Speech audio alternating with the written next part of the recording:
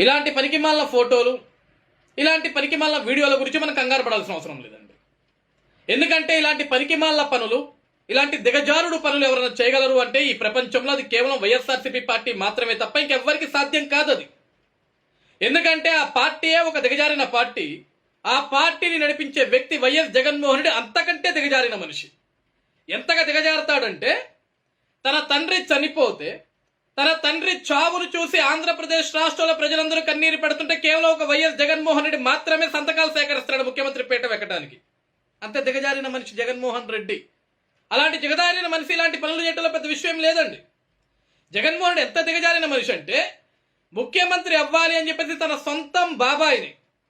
సొంతం బాబాయిని తానే గొడ్డలతోటి నరికించి, చంపించి, హతమార్పించి, అది గుండెపోటును ఒకసారి, అది గొడ్డలిపోటును ఒకసారి పలుసార్లు మార్చి చెప్పించాడు చూశారా. అటువంటి దిగజారిన మనిషి జగన్మోహన్ రెడ్డి. ఇంకా జగన్ ఎంత దిగజారిపోతాడంటే తన మీద తానే కోడికత్తితో దాడి చేయించుకొని, అది కూడా చంద్రబాబు నాయుడు గారు చేయించారు అని పరికిమాల ఆరోపణలు చేసేంత దిగజారుడు మనిషి ఈ జగన్మోహన్ రెడ్డి. ఈరోజు బిఆర్ నాయుడు గారి మీద ఇలాంటి పనికిమాల పోస్టులు పెట్టించి, ఇలాంటి పనికిమాల ఫోటోలు సర్క్యులేట్ చేయించి ఈరోజు ఆయన ప్రతిష్టను దెబ్బతీయాలనో, లేకుంటే అతన్ని టీటీడీ చైర్మన్ నుంచి రాజీనామా చేయించాలని చెప్పేసి కొన్ని కుట్రలు పడుతున్నారు వీళ్ళు. ఈరోజు జగన్మోహన్ రెడ్డి గారికి బిఆర్ నాయుడు గారు అంటే ఎందుకు కోపం అంటే ఉంటుంది, మరి కోపం ఎందుకు ఉండదండి.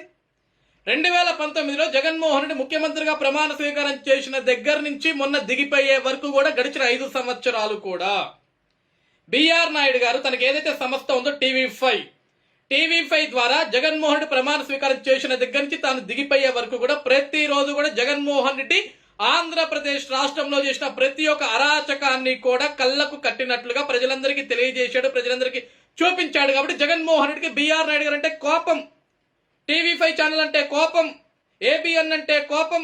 అందుకే కదా జగన్మోహన్ రెడ్డి ముఖ్యమంత్రిగా ప్రమాణ స్వీకారం చేసిన తర్వాత ఏం చేశాడండి, ఈ రాష్ట్రంలో, ఆంధ్రప్రదేశ్ రాష్ట్రంలో మనకి టీవీలలో టీవీ5 ఛానల్, ఏబిఎన్ ఛానల్ కనపడేటివి కాదండి. ఎందుకంటే వాటిని బ్యాన్ చేశాడు ఆయన. అవన్నీ కూడా ప్రజలందరూ యూట్యూబ్లో చూసేవాళ్ళు ఎక్కువగా, టీవీ ఛానల్ మనకు కనపడేటివి కాదు. అంత కోపం జగన్కి, టీవీ5 అన్నా ఏబిఎన్ అన్నా సరే. ఈరోజు బిఆర్ నాయుడు గారు తిరుమల తిరుపతి దేవస్థానం చైర్మన్ గా ఆయన ఎప్పుడైతే ఛార్జెస్ తీసుకున్నా ఆ రోజు నుంచి కూడా ఎప్పుడెప్పుడు బిఆర్ నాయుడు గారిని రాజీనామా చేయించాలి, ఎప్పుడెప్పుడు బిఆర్ నాయుడు గారి మీద బురద చల్లించాలని కొన్ని కుట్ర పూర్వతమైన పనులు చేసుకుంటూ వచ్చారు. ఎందుకంటే గడిచిన 5 సంవత్సరాలు జగన్మోహన్ రెడ్డి చేసిన అరాచకాలను టీవీ5 ఛానల్ ద్వారా చూపించడం ఒక ఎత్తు అయితే, బిఆర్ నాయుడు గారు ఛార్జ్ తీసుకునే దగ్గర నుంచి కూడా తిరుమల తిరుపతి దేవస్థానంలో జగన్మోహన్ రెడ్డి ముఖ్యమంత్రిగా ఉన్నప్పుడు ఎన్ని దారుణాలు జరిగాయో, ఎన్ని అవినీతి పనులు జరిగాయో, ఎన్ని తప్పుడు పనులు జరిగాయో మళ్ళీ కళ్ళ కట్టినట్లుగా బిఆర్ నాయుడు గారు చూపించడం మొదలుపెట్టారు.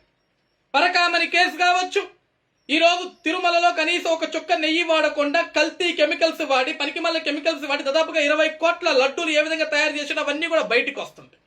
పరకామణిలో దొంగతనాలు బయటికి వస్తుంటే, ఆ దొంగతనాలు జగన్మోహన్ రెడ్డి ఏ విధంగా కప్పిపుచ్చాడో ఆ విషయాలను బయటికి వస్తుంటే తట్టుకోలేక బిఆర్ నాయుడిని అక్కడి నుంచి దింపాలి. బిఆర్ నాయుడు అక్కడి నుంచి దింపేసి తెలుగుదేశం పార్టీ మీద, కూటమి ప్రభుత్వం మీద బురద చల్లాలి. బురద చల్లితే కూటమి ప్రభుత్వం, చంద్రబాబు నాయుడు గారు, పవన్ కళ్యాణ్ గారు, లోకేష్ గారు, బిఆర్ నాయుడు గారు ఈ బురదను కడుక్కుంటూ కూర్చోవాలి. ఇది జగన్మోహన్ రెడ్డి పైశాచిక ఆలోచన, అతని పక్కా ప్లాన్ ఇది. ఈరోజు ఈ డీప్ ఫేక్ వీడియోలు, ఈ ఫోటోలు చూసి మనం కంగారు పడి మా బిఆర్ నాయుడు గారు అలాంటి వ్యక్తి కాదు, ఇలాంటి వ్యక్తి గారు మనం చెప్పుకోవాల్సిన అవసరం లేదు. ఎందుకంటే బిఆర్ నాయుడు గారు అంటే ఏంటో అందరికీ తెలుసు. ఈరోజు వైఎస్ఆర్సీపీ పార్టీలోని కొంతమంది సన్నాసి వెధవులు చేసే సన్నాసి పనులకు మనం కంగారు పడాల్సిన అవసరం లేదు, మనం సమాధానాలు చెప్పుకోవాల్సిన అవసరం లేదు. ఎందుకంటే జగన్మోహన్ రెడ్డికి ఉంటుంది కోపం. మరి 5 సంవత్సరాలు జగన్మోహన్ రెడ్డి సర్వేరాలతోటి 700 కోట్ల రూపాయలు ఏ విధంగా దోచుకున్నాడో ప్రజలకు తెలియజేశారు. జగన్మోహన్ రెడ్డి రంగుల రూపంలో 200-300 కోట్ల రూపాయలు ఏ విధంగా దోచుకున్నాడో ప్రజలకు తెలియజేశారు. జగన్మోహన్ రెడ్డి చివరికి పిల్లలకి ఇచ్చే చిక్కీల మీద తన ఫోటోలు వేసుకుని దాంతో ఏ విధంగా డబ్బులు సంపాదించుకున్నాడో ప్రజలందరికీ బిఆర్ నాయుడు గారు తెలియజేశారు. జగన్మోహన్ రెడ్డి ఋషికొండ పేరిట ఏ విధంగా 500 కోట్ల రూపాయల ప్రజాదరణ సర్వనాశనం చేశాడో బిఆర్ నాయుడు గారు తన ఛానల్ ద్వారా ప్రజలందరికీ తెలియజేశాడు. అమరావతి ఉద్యమాన్ని ప్రతిరోజు కూడా టీవీ5 ఛానల్ ద్వారా బిఆర్ నాయుడు గారు ప్రపంచమంతా చూసే విధంగా జగన్మోహన్ రెడ్డి చేసే అరాచక పరిపాలన, పైశాచిక పరిపాలన, జగన్మోహన్ రెడ్డి ఏ విధంగా రైతాంగాన్ని, ఆడపడుచుల్ని ఏ విధంగా అవమానిస్తున్నాడు, ఏ విధంగా బొట్టకాలతో తండిస్తున్నాడు, ఏ విధంగా జుట్లు బట్టలు లాగిస్తున్నాడు, ఏ విధంగా చీరలు లాగిస్తున్నాడు అన్న ప్రతి ఒక్క విషయం కూడా కూలంకుషంగా ప్రపంచంలో ఉన్న ప్రతి ఒక్క తెలుగువాడు చూసే విధంగా ఆ రోజు బిఆర్ నాయుడు గారి ఛానల్ పనిచేసింది. కాబట్టి ఆ రోజు నుంచి కూడా ఈ రోజు వరకు బిఆర్ నాయుడు గారు అంటే జగన్మోహన్ రెడ్డికి కోపం. 151 స్థానాలు ఉన్న జగన్మోహన్ రెడ్డి, వై నాట్ 175 విర్రవీగిన జగన్మోహన్ రెడ్డి ఈ రోజు బిఆర్ నాయుడు గారి పాత్ర కూడా తను ఓటమిలో ఉంది అని. ఈ రోజు ఓటమే కాదు, కేవలం 11 స్థానాలకి పడిపోవడానికి, చివరికి అసెంబ్లీకి కూడా వచ్చి ముఖం చూపించుకోలేని దానికి, చివరికి ప్రతిపక్ష స్థానం కూడా కోల్పోయేదానికి కారణం బిఆర్ నాయుడు కూడా ఒక పాత్ర ఉంది అని ఆ బాధ, ఆ ఆవేశం, ఆ కోపం అన్ని జగన్మోహన్ రెడ్డికి ఉన్నాయి. కాబట్టే ఈరోజు బిఆర్ నాయుడు గారు అంటే ఇంత కుళ్ళు, ఇంత కోపం, ఈ విధంగా కుట్రలు చేయాలా, బిఆర్ నాయుడు గారిని దిగజార్చాలా, ఆయన క్యారెక్టర్ని దిగజార్చాలా. ఈరోజు జగన్ అనే ఒక వ్యక్తి ఈరోజు బిఆర్ నాయుడు గారితో, చంద్రబాబు నాయుడు గారితో, పవన్ కళ్యాణ్ గారితో, లోకేష్ గారితో, లేకుంటే తెలుగుదేశం పార్టీ నాయకులతో, కూటమి నాయకులతో, జనసేన నాయకులతో, బీజేపీ నాయకులతో అతను ఈరోజు ఈ క్యారెక్టరైజేషన్ ని దిగజార్చాలి అంటే అది అవుద్దా? ఎందుకు అవుద్ది? జగనే ఒక దిగజారిన వ్యక్తి కదా. అలాంటి దిగజారైన వ్యక్తి, అలాంటి దిగజారుడు మాటలు మాట్లాడే వ్యక్తి, ఇలాంటి దిగజారుడు పనులు చేయించే వ్యక్తి అని జగన్మోహన్ రెడ్డి మాటలు ఈ రాష్ట్రంలో, ఈ దేశంలో, ఈ ప్రపంచంలో ఏ తెలుగువాడన్నా నమ్ముతాడా? ఎవడో నమ్మడు. కడుపుకు అన్నం తినేవాడైతే ఎవడు నమ్మడండి. కడుపుకు అన్నం తినేవాడైతే జగన్మోహన్ రెడ్డి చేసే చర్యలని, జగన్మోహన్ రెడ్డి చేయించే ఇటువంటి కుట్రలని, జగన్మోహన్ రెడ్డి చెప్పే మాటలు ఎవడు నమ్మడు. కడుపుకు అన్నం ప్లేస్ లో అశుద్ధం తినేవాడు తప్ప ఎవ్వడు కూడా జగన్ అరాచక పరిపాలన, లేకుంటే జగన్ చేసే ఇటువంటి అరాచక కార్యక్రమాలు, ఇలాంటి పనికిమాల పనులు, ఇలాంటి లఫోట్ పనులని ఎవరు కూడా ప్రజలు నమ్మరు.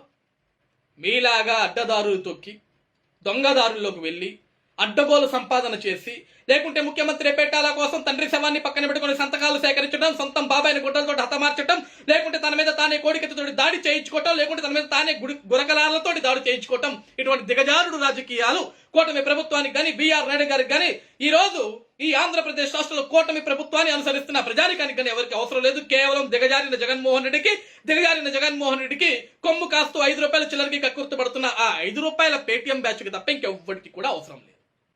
కాబట్టి ఈరోజు చివరిగా నేను రాష్ట్ర ప్రజానికం మొత్తానికి ఒకటి చెప్తున్నానండి, మనందరం కూడా కొంచెం అప్రమత్తంగా ఉండాలి. ఎందుకంటే జగన్ ఎంత దిగజారిపోతాడంటే, ఈరోజు మీకు ఒక విషయాన్ని గుర్తు చేస్తా. జగన్మోహన్ రెడ్డి గారి కోసం, అతన్ని ముఖ్యమంత్రి చేయడం కోసం తన సొంత చెల్లైన షర్మిల గారు రాష్ట్రం అంతా తిరిగి పాదయాత్ర చేసి మా అన్నని గెలిపించండి, రాజన్న పరిపాలన తీసుకొస్తాడు అని మాట్లాడిన చెల్లినే పసుపు చీర కట్టుకుంటే ఓర్చుకోలేకపోయాడు ఆ చెల్లిని. ఈరోజు పంచు ప్రభాకర్ అని అమెరికాలో ఒక దౌర్భాగ్యుడు ఉంటాడు, వాడితోటి షర్మిల గారిని ఇష్టానుసారంగా, అవి మనం మాట్లాడలేం, వినలేం, అంత ఘోరాతి ఘోరమైన మాటలు నిన్నగా కొమ్మన్న కూడా దౌర్భాగ్యుడు మాట్లాడండి షర్మిల గారి గురించి. అలాంటి దిగజారుడు మాటలు మాట్లాడుతుంటే ఒక అన్నగా ఉన్న జగన్మోహన్ రెడ్డి కనీసం స్పందించకుండా, కనీసం మాట్లాడకుండా, నా చెల్లి గురించి ఎవరైనా తప్పుగా మాట్లాడితే చెప్పు తెగిపోయి కొడతాను కనీసం స్పందించకుండా ఒక నిమ్మకు నీరెత్తినట్టు కూర్చున్నాడు అంటే, ఒక బండరాయి మాదిరి కూర్చున్నాడు అంటే జగన్